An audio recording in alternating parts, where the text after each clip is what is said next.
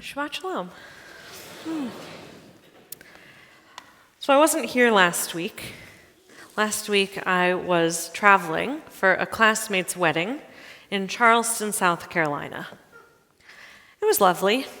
The weather was a nice 72 almost the entire time I was there. And it was really nice to see friends that I hadn't seen in a while. But there was something nobody told me about Charleston.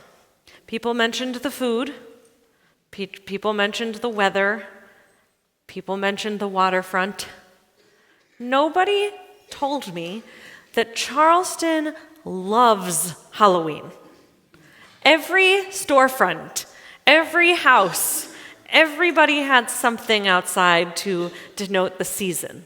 A personal favorite was the fake skeleton climbing a tree to reach the cat skeleton that had climbed up into the tree. I grew up loving Halloween. My family had our traditions, and we would go trick-or-treating, and when we would come back, my cousins and I would dump all of our candy into one pile, and then we would sort. So it didn't matter who collected what. We had a certain number of this and a certain number of that. And then there were certain candies that we all found absolutely horrible. But Grandpa Al loved dots. So Grandpa Al got all the dots. Wasn't my favorite. We knew that my mom got the Reese's and that Grandma always wanted a Crunch Bar. That was our tradition. But I also knew, or had this sense, that being Jewish and loving Halloween wasn't allowed.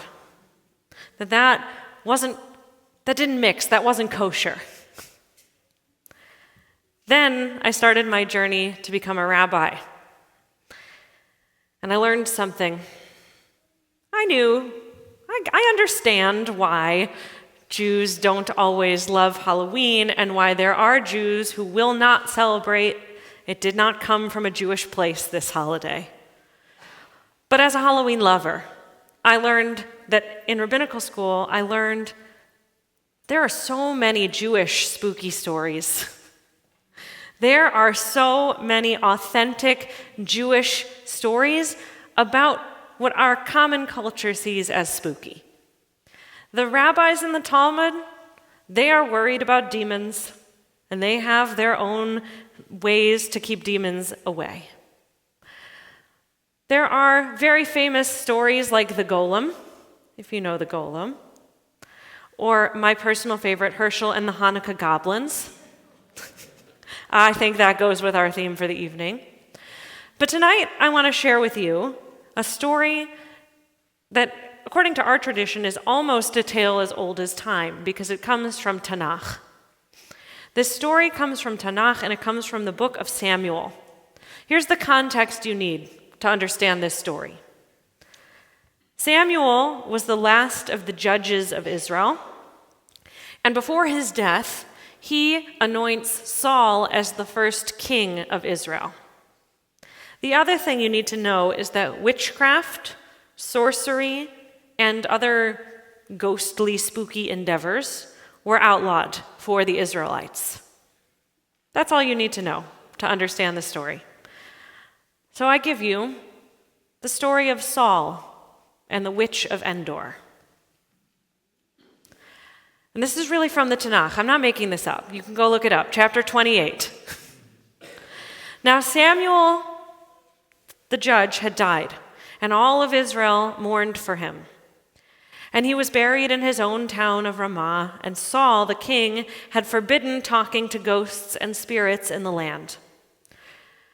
And the enemy army of the Philistines mustered, and they marched, and they encamped, and Saul gathered all of Israel to fight against them. When Saul saw the Philistine force and how great it was, he trembled with fear. And Saul inquired of God, "God, help me out. What's about to happen?" God did not answer him, either by dreams or by oracles or by prophets. Those three things were allowed. That's how we talked to God. But God didn't answer. Then Saul said to his courtiers, "Find me a woman who consults ghosts, so that I can go to her and inquire through her." And his courtiers told him there was a woman in Endor who consulted ghosts. Saul disguised himself. He put on different clothes and set out with 2 men. And they came to the woman by night. And they said, "Please, divine for me by a ghost. Bring up for me the one I shall name to you." But the woman answered him, "Don't you know what Saul has done? How he has banned communing with ghosts and spirits in the land? So why are you laying a trap for me? Are you trying to get me killed?" Saul swore to her by God, "As God lives, you won't get into trouble over this." At that, the woman asked, "Who shall I bring for you?" And he answered, "Bring me Samuel." Then the woman recognized King Saul and shrieked loudly, "Why have you deceived me? You're Saul." And the king answered her, "Don't be afraid. What do you see?" And the woman said to Saul, "I see a divine being coming from the earth." "What does he look like?" he asked her. "It's an old man coming up, and he is wrapped in a robe." And then Saul knew that it was in fact Samuel, and he bowed low with his face to the ground in honor. Samuel said to Saul, "Why have you disturbed me and brought me up here?" And Saul answered, "I am greatly troubled. The Philistines are attacking, and God has turned away from me and no longer answers me. So I have called you to tell me, what am I to do?" And Samuel said, "Why do you ask me, seeing that God has turned away from you and become your adversary? God has done what was foretold. God has torn the kingship from your hands and given it to your fellow, to David, because you did not obey God and you did not execute God's wrath upon the Amalekites." That was a previous thing that happened that Saul didn't do. "That is why God has done this to you today. Further, God will deliver the Israelites with you into the hands of the Philistines, aka this battle is not going to go well for you or your warriors." At once, Saul flung himself prone on the ground, terrified by Samuel's words. Besides, there was no strength in him, for he had not eaten anything all day or night. And the woman went up to Saul, and seeing how greatly distressed he was, she said, "I listened to you. I took my life in my hands to heed your request. So now you listen to me. Let me set before you a bit of food. Eat, and then you will have strength to go on your way." He refused, saying, "I will not eat." But then his courtiers, as well as the woman, tried to convince him, and he listened. He got up from the ground, he sat on the bed, and the woman had a calf in the house, and she hastily slaughtered it and took flour and kneaded it and baked unleavened cakes for him. She set this before Saul and his courtiers, and they ate. Then they rose and left the same night. That's the entire story. Saul and the witch of Endor. That is exactly the right face to make. So what was the face? That's what I got from that. Was that right? What's the meaning of this? We are so used to, and this is a beautiful thing about our community, we are used to hearing a story and then we know there's supposed to be something to learn from it, so we're processing as we're listening. What is the meaning of this? So glad you asked. There's a few things I want to point out about this moment in our text, and we don't hear this very often. If this is the first time you're hearing this story, you're not alone. This isn't in Torah. When we get to the end of Deuteronomy, then we start back over at the beginning of Genesis. We don't keep going. We leave the Israelites on the precipice to the promised land. This is what happens, one of the many things that happens, when we get to the promised land. Here's what the traditional commentary about this text tells us. What drives Saul to seek out the witch of Endor? He seeks her out because he's afraid. He is deeply afraid, and he has lost faith in God. So that lack of faith in God can lead to your demise, even if you're a king. That's what the traditional commentators would have us take away from this. Notice, the witch of Endor is performing an action which is not allowed, but she's not punished. Saul is the one who is punished in this story, and he is punished for his lack of faith. The story teaches, do not seek forbidden knowledge. That's not enough for me. I like to seek knowledge wherever we find it. So here's a deeper lesson that I take from this story, and it's a lesson about women. Throughout history, the word witch has been a death sentence. We know this.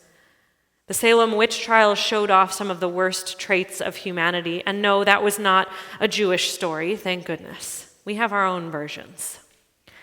But the scapegoating of women for the evils of the world, or blaming them for God's disfavor, that happens in history. That happens today. Women are notoriously silent in Tanakh. Though we hear about women's characters, so rarely do we actually hear their voices and hear what they have to say. And yet, the Witch of Endor has an entire chapter of Samuel dedicated to her. This woman who is doing something that they're not supposed to do gets a whole chapter. She doesn't get a name, you'll notice. We don't know her first name. We just know her as the woman from Endor, the necromancer, the witch. But she gets words. And what she says that's so important is actually at the end of the story. When Saul learns his fate, he was devastated. And rather than leaving him quivering on the ground in fear and sorrow, the witch implores him to eat something. Now, this is not where the stereotype about Jewish mothers comes from. But the witch's actions are actually calling us back to one of the great figures from the beginning of our Jewish story. Just like Abraham does when the three visitors approach his tent, the witch offers Saul pat lechem, a round of bread. And just like Abraham did, the witch of Endor hurries to provide the meal, just like Abraham did. She, just like Abraham, is a perfect model of Israelite hospitality, though she is not herself an Israelite. We are supposed to behave like her. Because this witch is not evil at all. She is generous, and she is kind, and she is good. There's a book called Reading the Women of the Bible by Tikva Freimer-Kensky, and she investigates the various women in our stories. And she says that this witch's craft is outlawed because it is uncontrollable and ungovernable access to divine knowledge. But it is effective, and we see in this story that it can be benevolent. She has the terrible task of channeling an announcement of Saul's doom, but she can at least give Saul the courage and the strength to face it. So look, if Halloween is not your thing, that is okay. I'll allow it. But if you haven't figured it out, it is my thing. And I love the fun and the whimsy of this day. I love the opportunity to dress up. I love the opportunity to spend time with loved ones. I love the opportunity to laugh.